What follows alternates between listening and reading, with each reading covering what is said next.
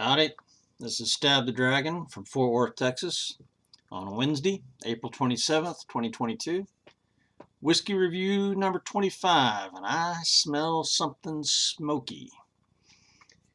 Tonight, we're looking at Acre Distillery, Parker County Smoked Single Malt. And it's a smoky one. I'm working my way through several of the North Texas distilleries around Fort Worth, looking at local whiskeys that are available to me.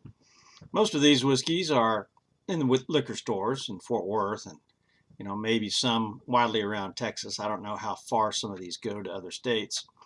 And then some of these whiskeys are only available at the distillery. My goal is to finish up these North Texas whiskey reviews sometime this summer, and then do a tournament where I compare the whiskeys to each other so I can rate them, figure out which are my favorites for sure. That'll be kind of a double elimination blind comparison study. This project will likely take me through the end of the year, I'm sure, because there's a lot of whiskeys here in North Texas. Sometimes I do take time out to review other whiskeys for special occasions, like around a patriotic holiday or a military anniversary of some kind. I've been doing some military or patriotic whiskeys. And some weeks I just don't have time to do a whiskey video, or I'm working on some of my other content. But tonight is the fourth whiskey from Acre Distillery that I've done. Acre's just south of downtown Fort Worth in the old area called Hell's Half Acre, part of town. And this is a smoky single malt whiskey, and it's definitely smoky, hence the fireman's hat. Well, let's get rid of this ridiculous thing. There we go. Now, I've given the history of Acre Distilling in 3 other videos, extensively in the first one, which was the Long-Haired Jim Bourbon. There I gave quite the history of Fort Worth and of Hell's Half Acre. So, we're talking cowboy. Fort Worth's nickname is Cowtown. It goes back to the 1840s, and Major Ripley Arnold of Company F, 2nd United States Dragoons, established a fort here in honor of the recently deceased Major General William Jenkins Worth, who had been the commander of the Department of Texas, but he had just died there in 1849. As Fort Worth grew up, Hell's Half Acre was the saloons, brothels, gambling halls, cheap hotels, all clustered together in a 2-acre neighborhood for the cowboys and the meat packing workers, the railroad guys, and a lot of famous criminals and lawmen came through there. Bat Masterson, Doc Holliday, Wyatt Earp and his brothers, Butch Cassidy and the Sundance Kid, they were there. So, that describes the early days of Fort Worth. But Acre Distillery began in 2015 when Tony Formby, a former majority owner of Rahr and Sons Brewery in Fort Worth, who they make Rahr beer, which is one of my personal favorites. But anyway, Tony Formby left Rahr and left the brewing of beer behind, and he started distilling spirits. He took with him a couple of co-workers, J.B. Flowers and Brad Burvins, also from Rahr, and together they started making gin, vodka, rum, liqueurs, bourbon, and single malts, and a rye. So they've got really the widest variety in their distillery of any distillery in town, I'm pretty sure. And this particular whiskey, the smoked single malt, Parker County smoked single malt, this is new to the shelves of the liquor stores here in the area. Specs has this, and when I have done the other reviews, this was not out yet. You could only get it seasonally, and you could only get it at the distillery. In fact, I had tried to purchase it back in February, I think, and they didn't have any for purchase. I mean, it wasn't in season. But now it's not only in season, but it's in the stores. So that's good. The distillery says that this particular whiskey is made from peach and pecan wood. And Parker County, Texas is right next door to Tarrant County, where we are. And so when it says Parker County smoked single malt, I think it's talking about the peaches, because Parker County is famous for its peaches. And if they're using peach wood and pecan wood, then I imagine that's the link to Parker County. But there's nothing on the bottle or the website that explains that. But that's just from me living here for 40 years. I think that may be the connection. So for the history behind this whiskey, I'm going to give it a 4 out of 5. I think the distillery could have provided, either on the bottle or the website, a little bit more understanding about its name. They did that for Long Hair Jim. Long Hair Jim bourbon, they give a whole history of who Long Hair Jim was. But there's no verbal connection here at the website or the bottle that explains Parker County. So, but I do think it's all about the peach wood. So for the history, 4 out of 5. For the bottle itself and marketing, packaging, I've seen no commercials or advertisements for this bottle, for this whiskey. And like I said, I've only begun seeing it in the last month or two. The bottle label is really pretty attractive. It's got a bit of shiny copper material here and then on the back. So it kind of stands out. A little bit of copper strip right in there as well. Some right here, the state of Texas outline is copper. I don't know if you can, see that or not there. But, so it's really a fairly classy bottle and label. Gives you all the basic information there. So I think it's a bit nicer of a label than either the Acre single malt or the Acre Texas rye. It's not as nice as the Long Hair Jim label. It does have a rubber stopper instead of a cork. The bottle label has no age statement. There's nothing on the website either. I gave the Acre rye and single malt bottles only a 2 in this category. But this one, it's a nicer label, so I'm going to say a 3 out of 5. Long Hair Jim, I think I gave a 5 out of 5 because that bottle was really nice. But 3 out of 5 here. Composition, up to 15 points. The website and bottles say it's distilled and aged in Fort Worth with using North Texas barley. The website says that 40% of the barley is smoked with peach and pecan wood, and the remaining 60% is regular malt.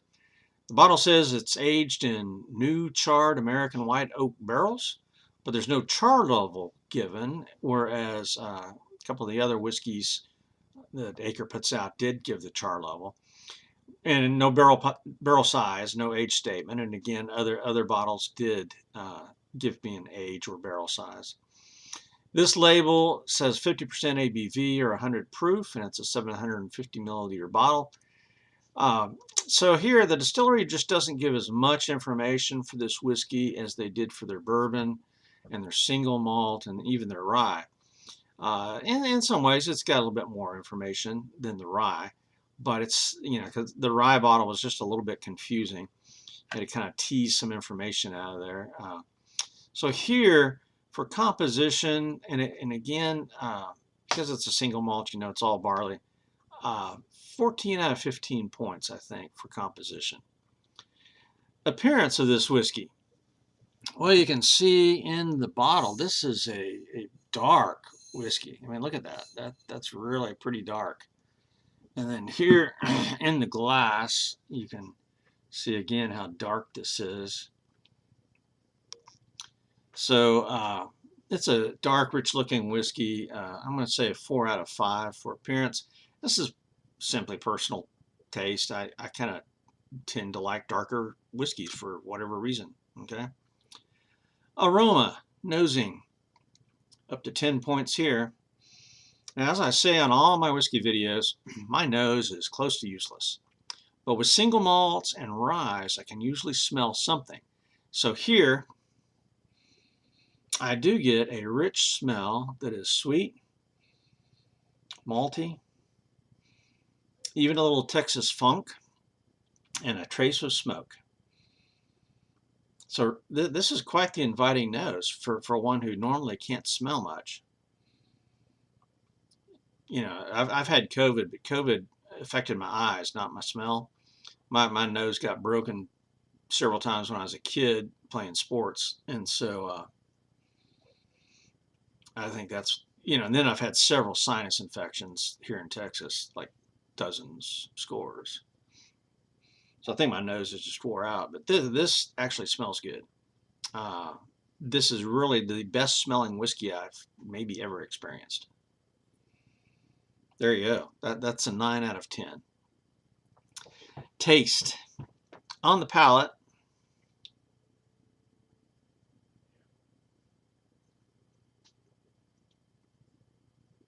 man,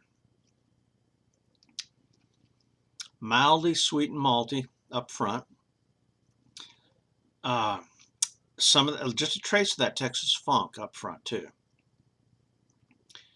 All Texas whiskeys, if it's aged, matured in Texas, usually it's going to have what I call the Texas funk, and what it is the heat in the Texas summers imparts a lot more of that wood flavor and the char to the whiskeys, and it produces what I call the Texas funk. Spicy, sweet too. There's just a ton of flavors up front.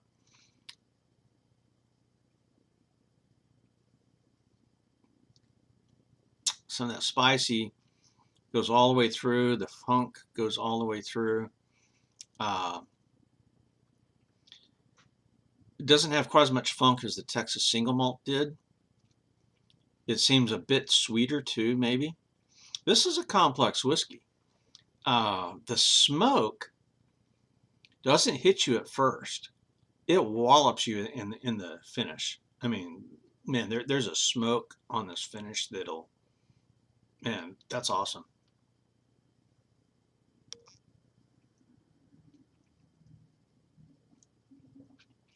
And this is going to be one of the most complex whiskeys I've had.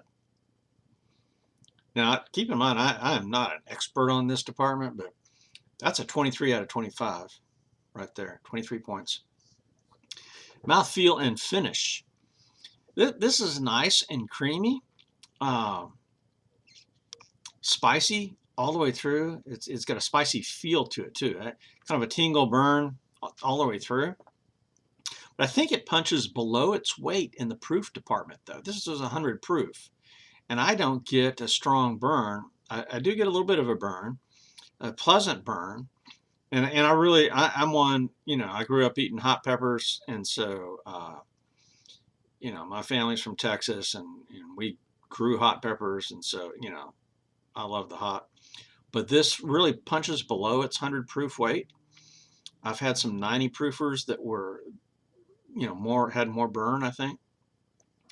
But the mouthfeel here is rich. It's goes up in my sinuses just a little bit.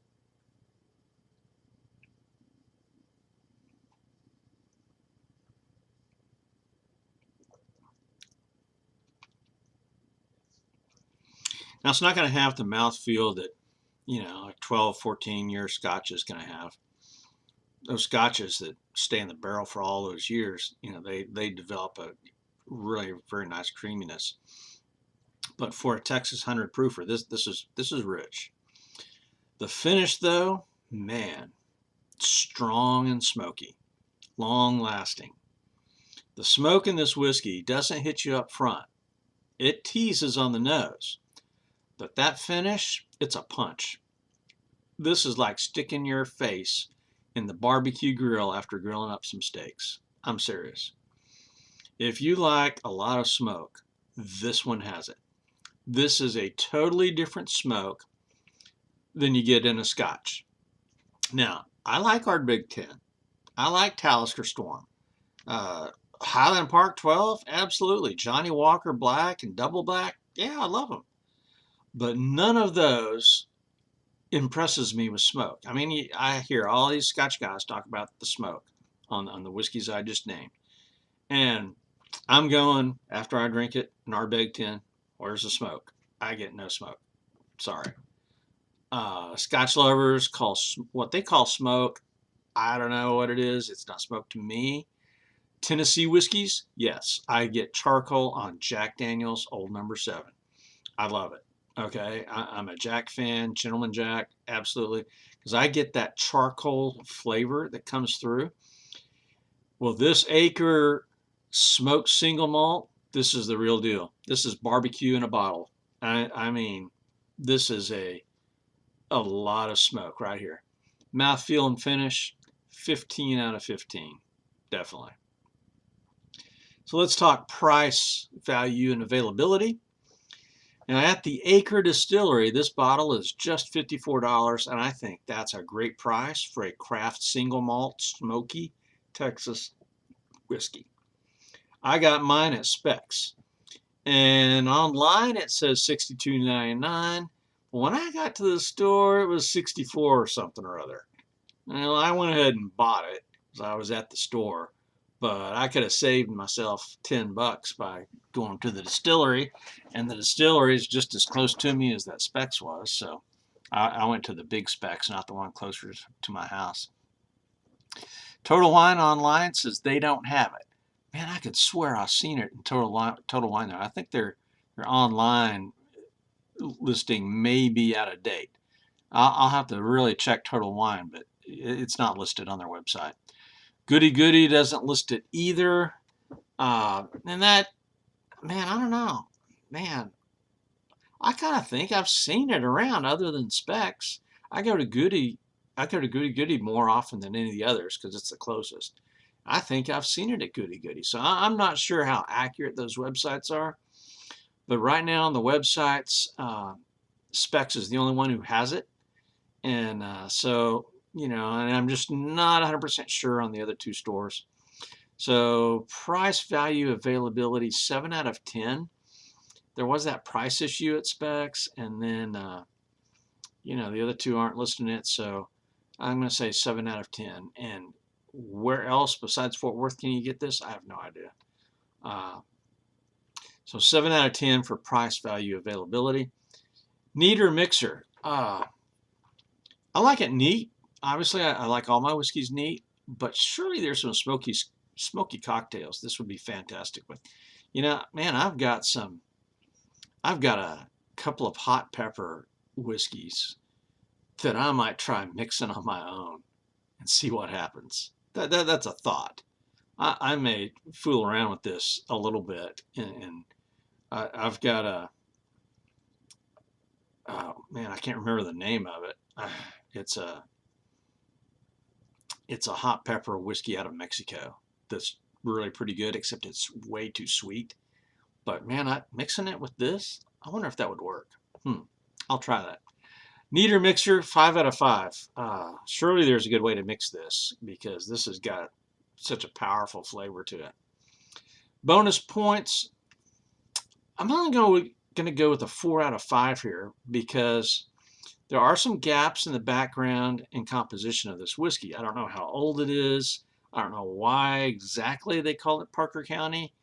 I've got a guess. And then there's that strong smoky finish because that borders on the edge of my acceptability. The upfront flavors are great, fantastic.